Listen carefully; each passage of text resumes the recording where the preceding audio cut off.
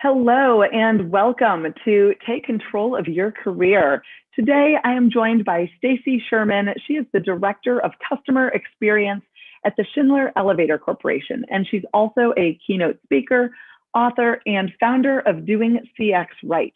I'm so happy to have you on our show today, Stacy, sharing your personal views on your career and your customer experience in general. Thank you. Very happy to be here. Absolutely. Well, let's just get started by having you tell us a little bit about yourself and your career journey. Yes. So I have always been in sales and marketing roles. It turned into digital when Google became Google. And at one point in time, it was about 2013-ish, CX, customer experience, started to become, it started to explode. And the world began to realize it's bigger than customer service. Customer service is one part of the whole journey. So during my job in marketing, digital marketing, my boss said to me, "Hey, we're going to throw you this ball, the CX ball."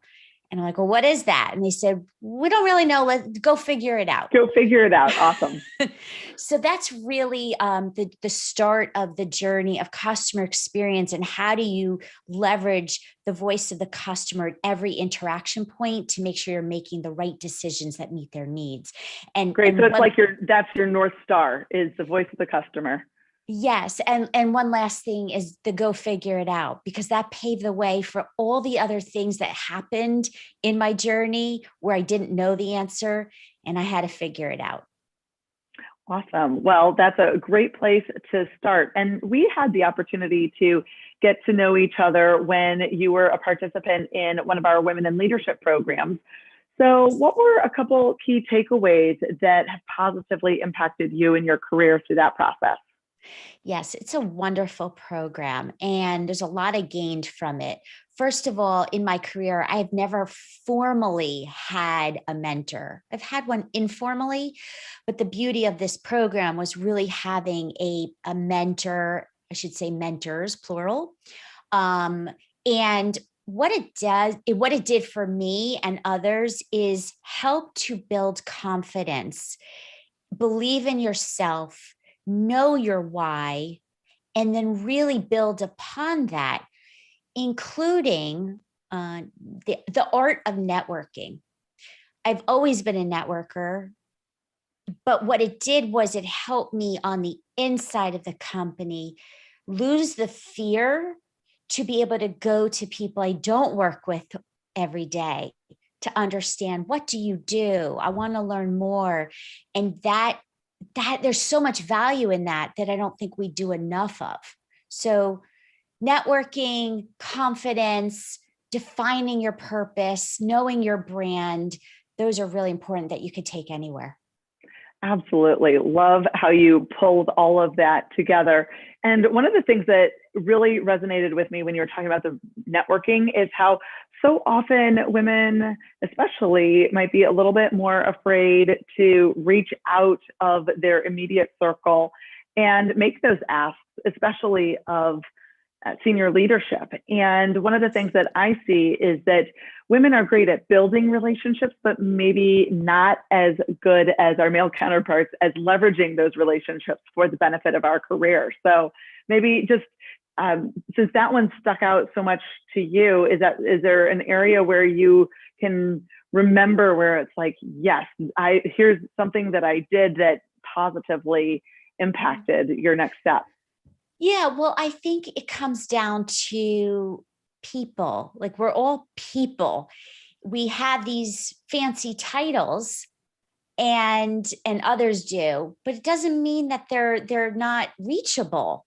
And so I think we all need to actually see people for who they are. And one day, I really hope we get to a point where there's leaders. It's not a male leader, female leader, and all the pronouns. We're just leaders, and we're approachable, and we're human. And that's what customers expect of us, to take care of them, know their needs, make them feel valued just as our employees and colleagues do. So that's what I would say is not to get so pigeonholed into titles and boxes, but branch out and see opportunities to break silos and work together. Yeah, well, that's also a confidence builder in and of itself. When you see an individual for who they are, rather than X title, then it's a little easier to relate to them as well, and because you're both just people. So very cool concept, and a great alignment to the whole concept of the customer experience, where we as employees are looking to be seen as an individual, and same thing with our customers. What are my specific needs also? Absolutely. And customers see and they feel what's happening within a company's culture. It's really, really visible. And that's why customer experience, even though it has customer in the phrase, but it is also about the internal. It is about leadership and making people feel valued, included, and the diversity of thought, because it does affect them. It all comes back. It's circular. Yeah, well, that's a perfect transition into talking about your current role, where you were hired at Schindler to be a change agent around customer experience. So how have you been intentional about making your mark in a historically male-dominated company? Yes. Well, fortunately, there is some really amazing positive changes happening right in front of my eyes. And I feel fortunate to have a voice, to be influential as a female in a leadership role among my peers, to be part of a movement. And it's a slow process, but it was also a conscious decision when I left a very diverse company before now. And it was a decision to come in and be a change agent in my own way, not just about being female, but also customer experience. It was just beginning to be the focus that it is exponentially more now. And so I feel lucky, having come from outside the industry, to bring what I know works, the technology, the structure, the process, the frameworks, and be able to adapt it to this industry and gain supporters. And like any movement, it's a crawl, walk, run approach. Yeah, and it sounds like you've almost been able to take an entrepreneurial mindset of, how do you build excitement and enthusiasm and supporters, and then grow from there, to help change the culture where you're prioritizing that customer experience. So that's got to be fun, where you can see the exponential impact within an organization and outside in the customer base too. Absolutely. But I will say, with anything you're passionate about, and when you make a decision where you spend your time, what workplace, big or small, you must have champions at the top who embrace the mission, who believe in whatever that is that you believe in when you make the decision to go. Because it does take the bottom up to drive the actions.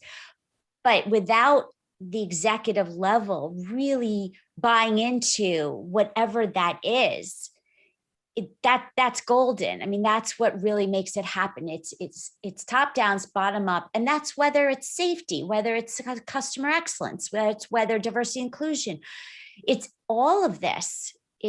So I say, really make sure that when you pick a place for the listeners, make sure that you know your why, and then you pick a place that really embraces that belief, so you can do your job, so you can be effective. Yeah, great point in terms of having that clarity up front about what's important to you, what your personal goals are, what your professional goals are, how those are aligned, and how that's going to align with the organization that you're either at or you're looking to join. Because as I've talked about with some other guests in the past, like you think you make a great decision because it's a great financial opportunity or something along those lines, and then all of a sudden you get there and you're like, whoa, it's not a fit. From some of those other, deeper, more intrinsic situations. And so making sure you're clear about some of those things from the very beginning is so critical. Yes. And I would also say that when you look at a job description, it's a point in time. Like you really have, or in my roles that I've had over my marketing and CX roles and sales, you sign up for something, but then you really get to mold the Play-Doh. And that's what's made me successful, is coming in, learning the way of the political and the systems and the people, know their way, but then adapt to what the knowledge, the experiences you've had, and then really be able to show and tell, with proof and with data, why it's valuable. So I encourage people, just don't stick in a box, but be creative, because that's what makes you shine. That's what makes you you. Yeah, great point. Thanks for sharing that. As a communications expert, one of the areas that is interesting to me is thinking about maybe how men and women communicate a little bit differently. So what's your thought in terms of what women need to keep in mind in order to let themselves shine? And especially if you're in a room surrounded by men. I love this question. We probably can spend an hour just on this one. So I believe it's important that we speak up tactfully. And what I mean by that is, I've been in a room where men will talk locker room talk, and they'll curse in front of me. And then someone will say, oh, wait, sorry, I just cursed.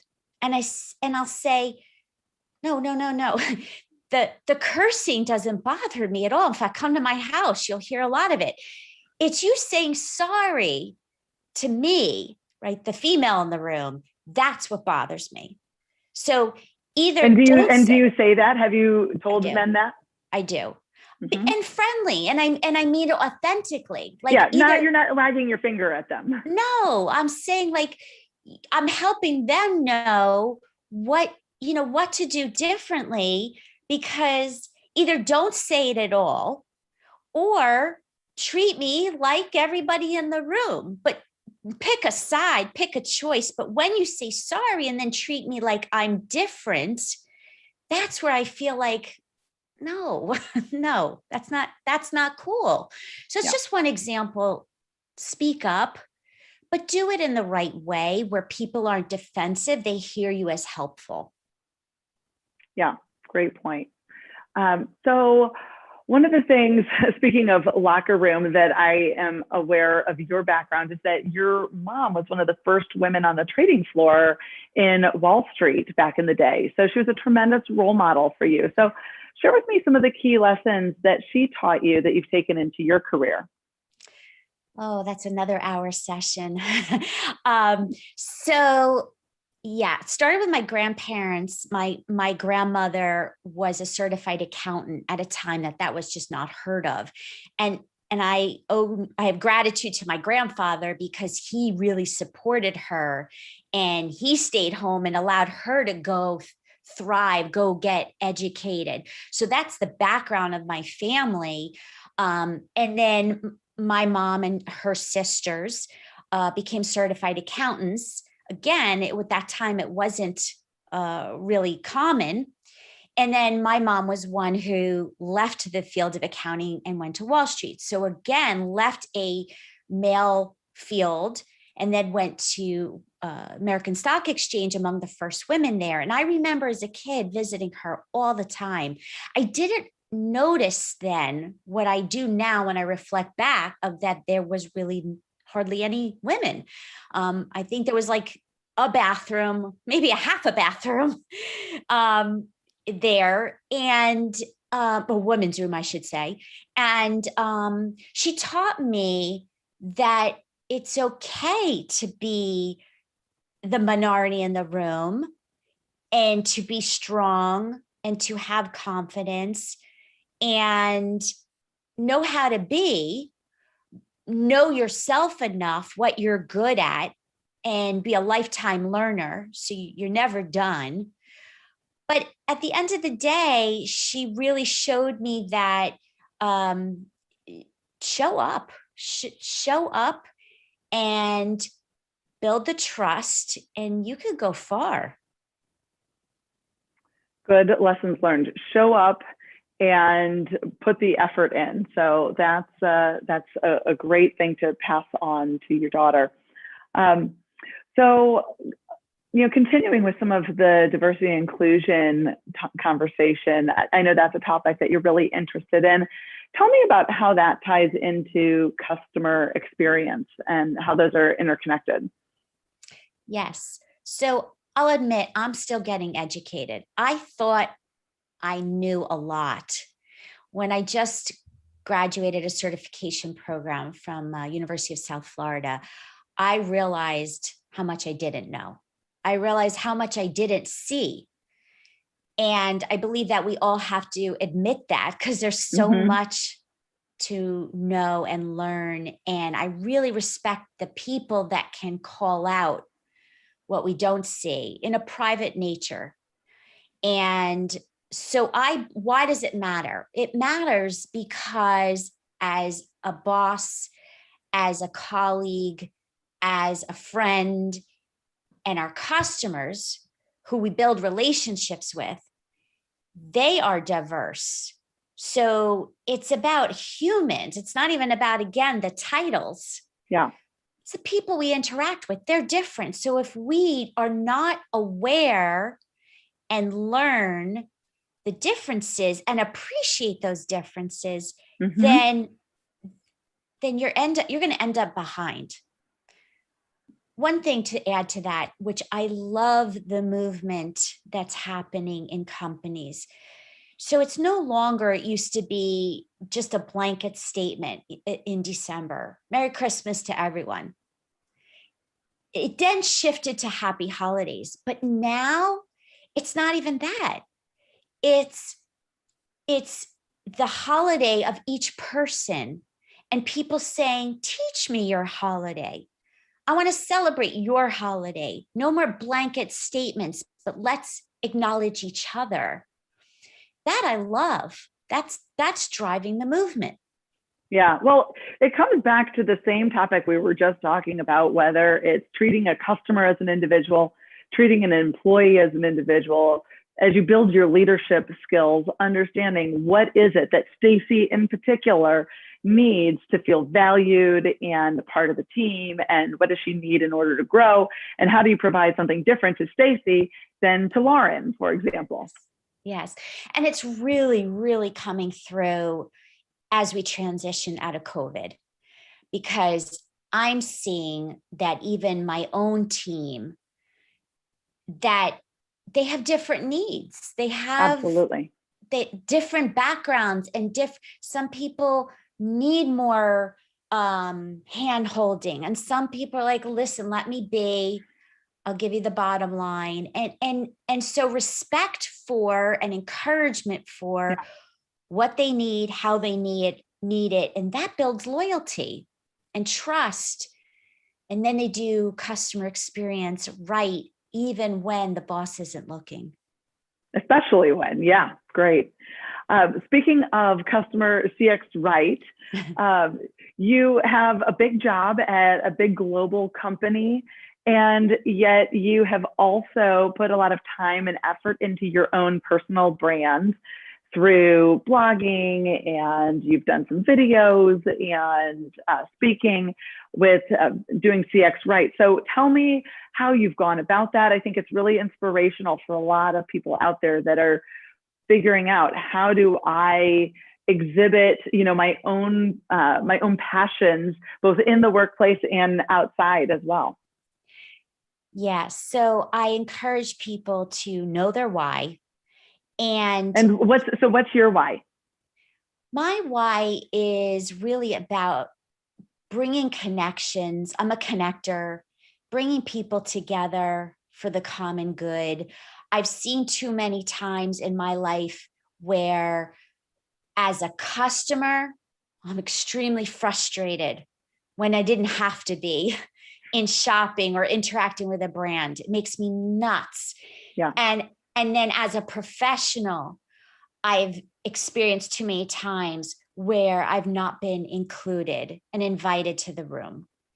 And so, I've shaped my career to be able to influence and inspire those to be better.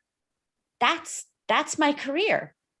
So I found, a day job, and I found my passion projects by night to write about it. Co-authored 2 books, to start podcasting, and a lot more. But the thing is, it all blends. What I do by day and what I do by night, it blends. My most important tip for people is that start. What I mean by that is, I wanted to start my blog, just a blog, in 2013. And I didn't do it because I was afraid. I was afraid of the technology. I didn't know WordPress. I was afraid of, would anybody even read it? And then in 2017, I started, and I did a lot wrong in the beginning. I learned, and then I pivoted. And so now just a blog turned into this massive platform that I could never have imagined where it would take me. So my advice is to people is start, feel the fear and do it anyway, as there's a book, that's a book title, and you'll be amazed where it could go. Well, that's a great place for us to end on. So inspirational. I love that message. And it's just been so fun talking with you and hearing about how you've been able to align your personal passions and your professional career, and how you're out there making a difference in your organization and with the customers you serve. So congratulations for all the amazing work that you're doing. Thank you. So happy to connect with you and all the listeners. Absolutely. And by the way, we'll be linking to your blog as well in the show notes for the podcast. So thank you so much, and great conversation, Stacy.